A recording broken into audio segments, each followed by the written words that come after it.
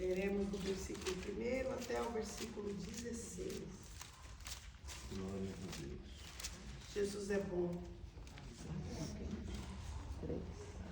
O Senhor diz na palavra dele, o melhor é o fim das coisas do que o começo. Né, Rose? Atos 3, do 1, Atos 3. Do 1 ao 16, né, Rose? 23. É duro você ouvir que alguém abandonou a fé, né? Nossa. A fé, às vezes não, a pessoa fala, eu estou com fé, estou na minha casa. Mas a gente sabe que é diferente, nós estamos aqui para aprender. É verdade. Atos 3, amém, irmãos? Amém. Capítulo 1. Talvez a minha versão esteja um pouco diferente da de vocês. Pedro e João subiam juntos ao templo à hora da oração, a 9ª. Ora, era trazido um homem que desde o ventre da mãe era coxo, o qual todos os dias punham à porta do templo, chamada Formosa, para pedir esmola aos que entravam. Vendo a Pedro e a João que iam entrando no templo, pediu que lhe dessem uma esmola. Pedro, juntamente com João, fitando os olhos nele, disse: olha para nós. E olhou para eles, esperando receber alguma coisa. Disse Pedro: não tenho prata nem ouro, mas o que tenho te dou. Em nome de Jesus Cristo Nazareno, levanta-te e anda. Tomando-o pela mão direita, o levantou, e logo os seus pés e artelhos se firmaram. Saltando ele, pôs-se em pé e começou a andar. Então, entrou com eles no templo, andando e saltando e louvando a Deus. Quando todo o povo o viu andar e louvar a Deus, reconheceram-no como o mesmo homem que assentava a pedir a esmola à porta formosa no templo. E ficaram cheios de pasmo e assombro pelo que lhe acontecera. E, apegando-se o coxo a Pedro e João, todo o povo correu atônito para junto deles, ao pórtico de Salomão. Quando Pedro viu isso, disse ao povo: homens israelitas, por que vos maravilhais disso? Ou por que olhais tanto para nós, como se por nosso próprio poder ou santidade tivéssemos feito andar este homem? O Deus de Abraão, de Isaque e de Jacó, o Deus de nossos pais, glorificou a seu filho Jesus, a quem vós entregastes, e perante a face de Pilatos negastes, tendo ele determinado que fosse solto. Mas vós negaste o santo e o justo, e pedistes que se vos desse um homicida.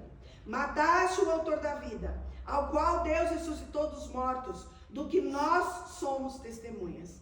Pela fé, no nome de Jesus, este homem, a quem vedes e conheceis, foi fortalecido.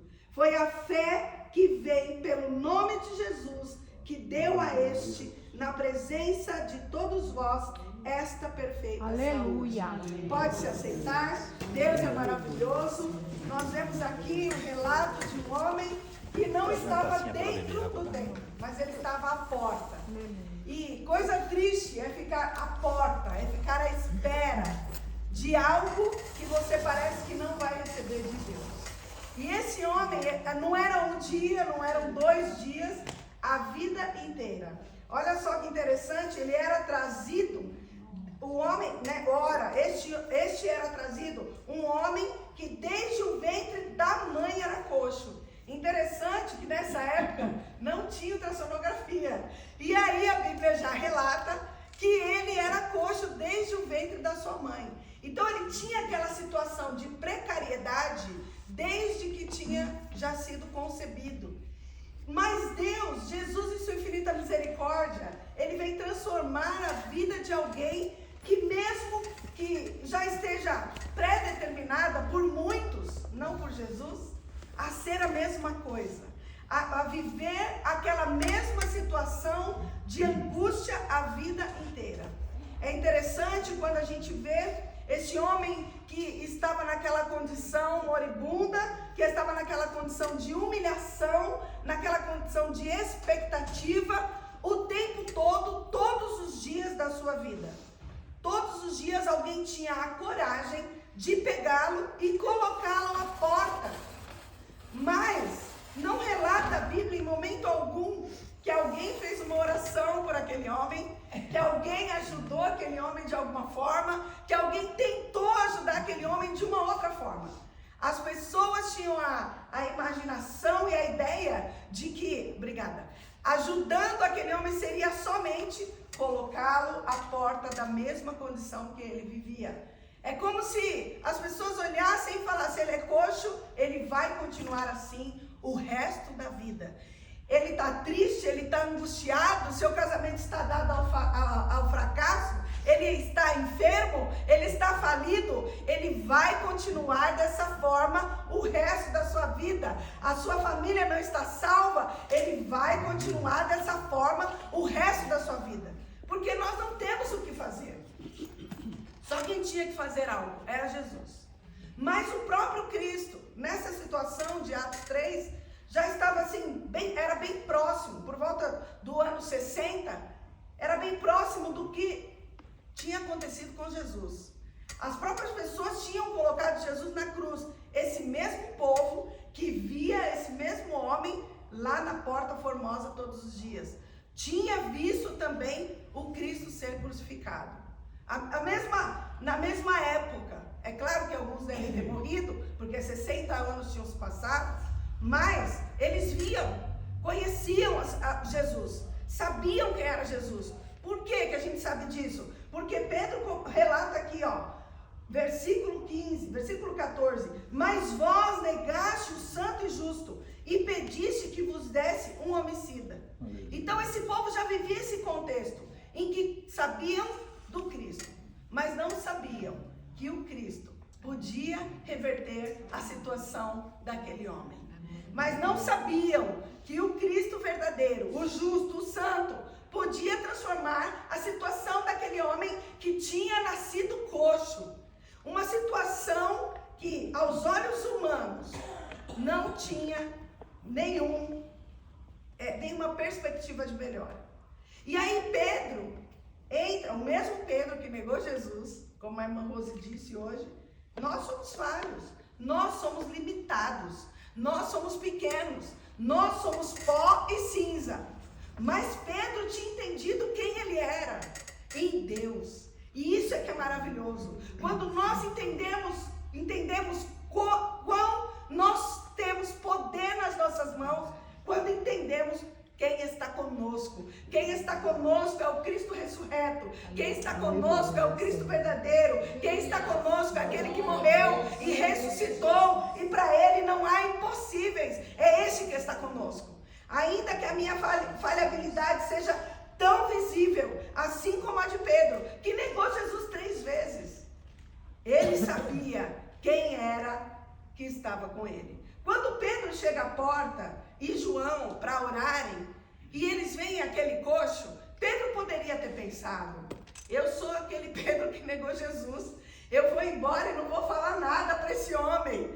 Vai que ele fala, você negou o Cristo, você está querendo falar o que para mim?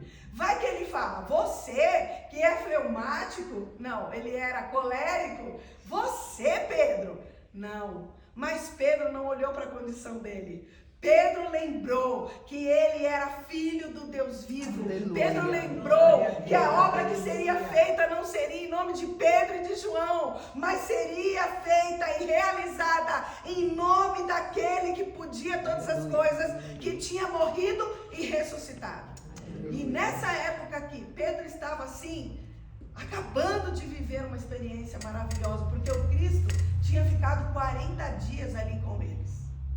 Imagina, ressurreto, 40 dias com os discípulos. Pedro tinha acabado de viver essa situação. Pedro tinha visto as 3.000 almas se converterem em um discurso. Pedro tinha vivido a descida do Espírito Santo no Pentecostes. Pedro tinha acabado de viver essa situação. Ou seja, ele estava dentro de uma atmosfera espiritual. E ele não estava olhando para a situação material somente. Ele não estava olhando para o físico. Ele não estava olhando para a sua condição de Pedro. Mas ele lembrou com certeza do Senhor dizendo para ele, Pedro, tu és pedra. E sobre esta pedra edificarei a minha igreja. Aleluia! Pedro lembrava maior do que a condição daquele homem, maior do que a situação adversa, maior do que a sua limitação, maior do que os seus pensamentos humanos, maior de tudo aquilo que estava dizendo ao contrário da sua fé. Quem estava com ele era Jesus de Nazaré, o Cristo ressurreto. E aí Pedro, nesse discurso, nesse rápido diálogo, fala para aquele homem: eu não tenho prata nem ouro, aleluia, mas o que eu tenho eu te dou. Aleluia. Em nome de Jesus Cristo, o Nazareno, levanta-te e anda. Em nome de Jesus Cristo Nazareno, levanta-te e anda. Era mais fácil ele falar: vou dar uma moeda. Eu tenho aqui, tem aí, João, uma moeda para a gente dar para esse homem, para ele calar a boca, né? Assim, muitas vezes, que a gente quer dar uma esmola, né? Para não me encher a paciência. Desculpa a expressão chula e baixa, mas é assim que nós pensamos. E Pedro não, com o coração cheio de fé, com o coração cheio de amor cristão, com o coração cheio de expectativa, de esperança, não nele, mas no Senhor Jesus. Ele fala: eu não tenho nada, porque eu não tenho nada mesmo, porque eu sou pobre, porque eu sou cinza, eu não tenho nada para te oferecer. E ainda que Pedro tivesse dinheiro, não ia adiantar naquela situação. O que aquele homem precisava era algo muito maior. O que aquele homem precisava era ser abraçado pelo Cristo, era viver um milagre, era viver a transformação da sua vida. E era isso que Pedro tinha que oferecer. Algo que o dinheiro não compra, algo que as possibilidades humanas não compram, algo que o remédio não compra, algo, desculpa, Luci, que o advogado não compra, algo que o juiz não compra, algo que não vem das mãos dos homens, mas algo que só pode vir do eterno, que só pode vir do grandioso, que só pode vir do justo e santo. Levanta-te e anda. Mas ele não só falou não.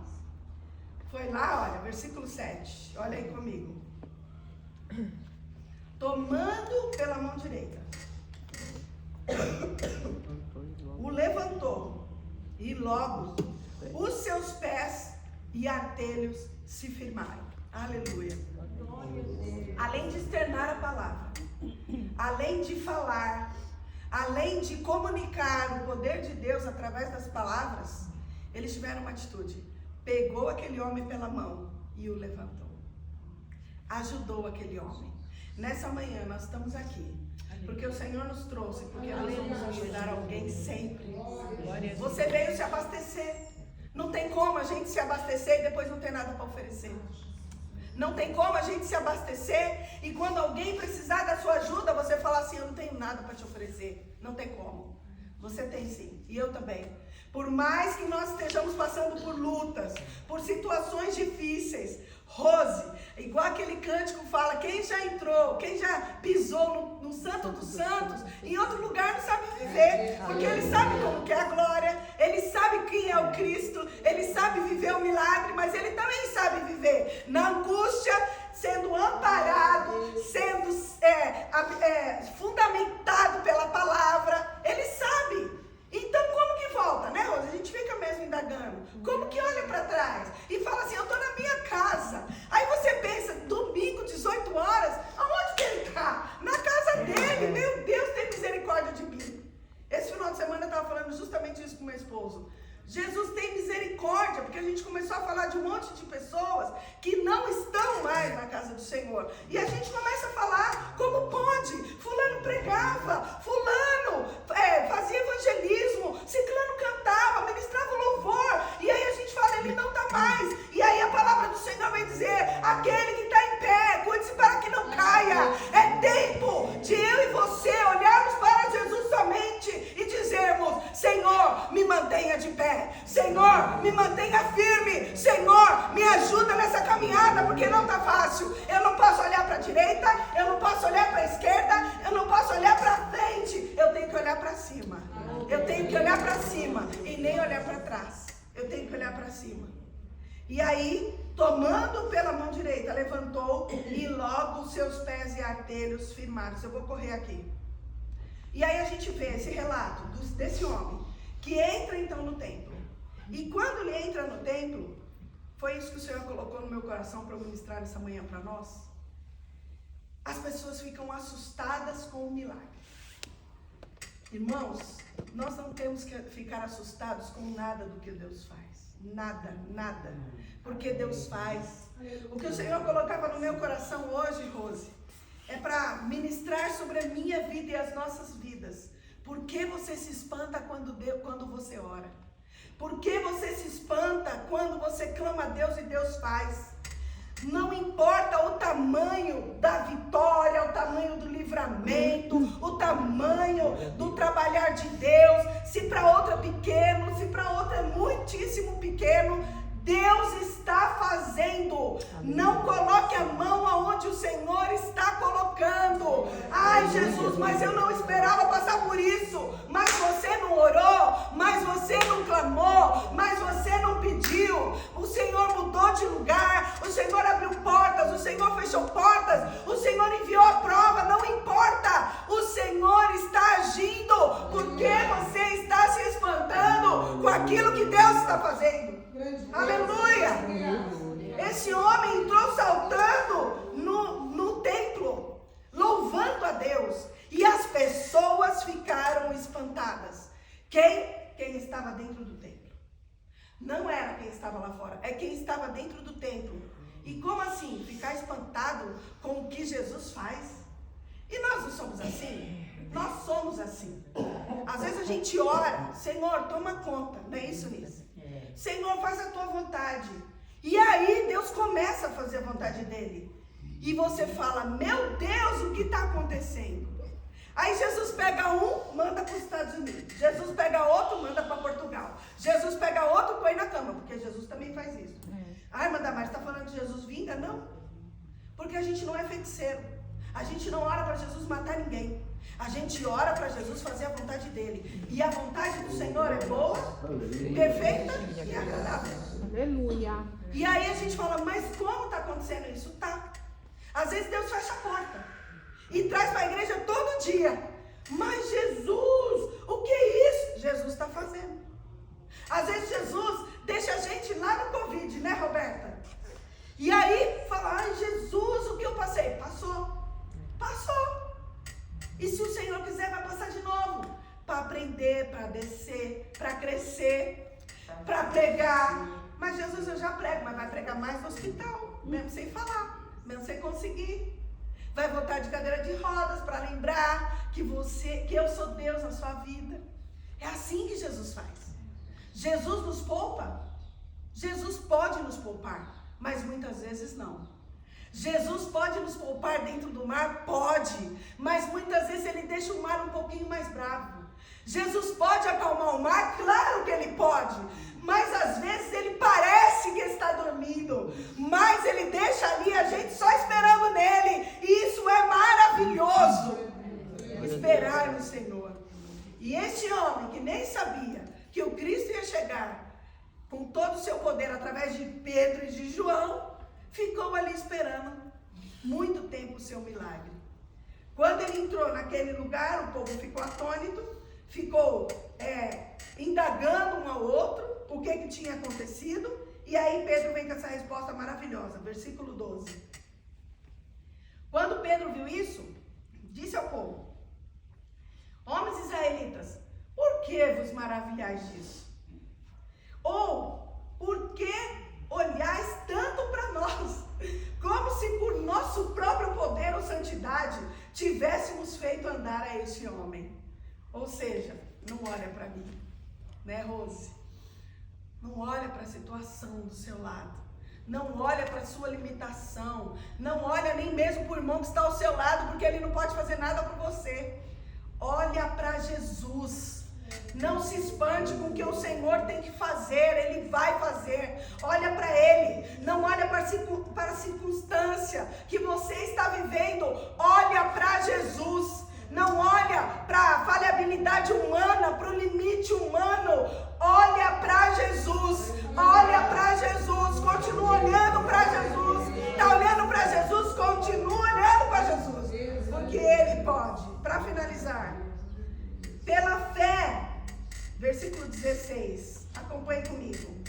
Pela fé, no que, irmão? No nome de Jesus.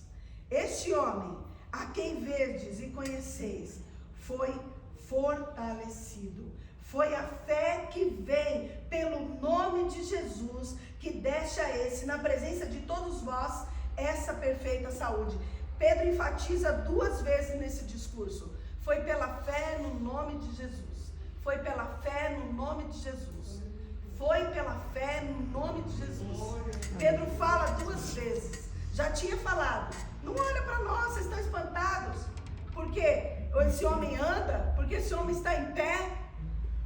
Foi pela fé no nome de Jesus. Foi a fé que vem do nome de Jesus que deu a este homem, na presença de todos vós, a perfeita saúde. A Rose começou dizendo hoje sobre a fé, né, Rose? Que ele falou, eu tenho fé, eu fico na minha casa, né? Mas a fé era no nome de Jesus aqui. E a fé no nome de Jesus, irmãos, nos faz caminhar em direção ao templo. A fé no nome de Jesus nos faz vir esse horário para a consagração.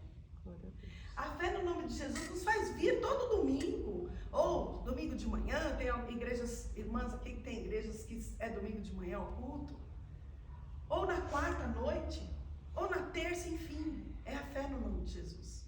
Ninguém vem ao templo porque veio, é porque a gente crê. A Rosa disse, a gente crê que aqui nós vamos ser abastecidos, nós vamos ser fortalecidos, nós vamos ser respaldados, nós vamos ser fundamentados, nós vamos olhar para o Senhor e lembrar daquilo que Ele fez. É impossível você entrar no templo e não lembrar de tudo que o Senhor fez por você. É impossível. Principalmente quando a pessoa tem história com aquele lugar, né? Aí você começa a lembrar, eu casei aqui, eu apresentei meu filho aqui, não é assim? Eu batizei aqui. Aí você lembra que não são só paredes, que aqui tem a presença do Senhor. Aleluia. Que aqui o Senhor já fez milagres na sua vida. Que aqui o Senhor já te abasteceu. Que aqui, aquele dia que você chegou tão angustiado, o Senhor falou com você com aquele hino e você saiu assim maravilhado. Que aqui, aquele dia que você chegou e falou, Senhor, eu não tenho nem pão na minha casa. E aí depois o Senhor proveu dinheiro e você recebeu esse milagre aqui no templo. Não tem como entrar no templo e não lembrar do que Deus fez. E não tem como ficar sem estar no templo. Por quê? É aqui que a gente vem buscar o socorro.